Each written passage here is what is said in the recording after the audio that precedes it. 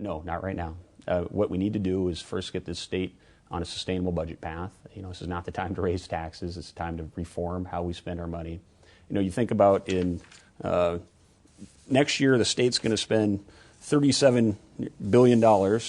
In 1998, it spent $19 billion. And you think about, somewhere, even in the last 5 years, we've increased spending 25%. If we prioritize the right way, there'll be enough money to get that north-south freeway completed. Before we talk about any new taxes for people on this side of the state to fund infrastructure, we have to make sure two things. One, the state reforms how it spends its money in a core government approach. And number two, we have to ensure that the tax dollars going for transportation actually stay here in Eastern Washington. For too long, Eastern Washington has sent our tax dollars to the other side of the state for their transportation projects. So the start of that discussion is on those 2 points. Are we going to reform how we spend money in the state so we're not continually in this budget cycle of crisis to crisis, which we're in now? And then secondly, are we going to ensure that the money actually goes for the project? So that's what we talk about first. Well, what will happen is, in my view, is that a package will be proposed that will be sent before the voters. I can support sending a package before the voters that provides a fair return for the citizens of this area.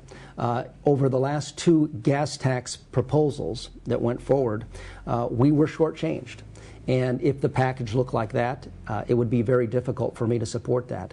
However, I believe I will be in a position to help put together a proposal that comes forward, and yes, providing that it adequately returns to the taxpayers here, the gas tax dollars they pay in for local infrastructure projects, certainly the North-South, 195, maybe some other projects, I would be willing to look at that. The way it works is if you provide your support for a package, then your district will benefit from the proceeds of that package. In the past, we haven't understood that. Consequently, only 3 members of the 15-person delegation that represents Spokane County have been willing to support a transportation revenue package. That's why we've been shortchanged. In my view, you never say no to a deal till you know what the deal is.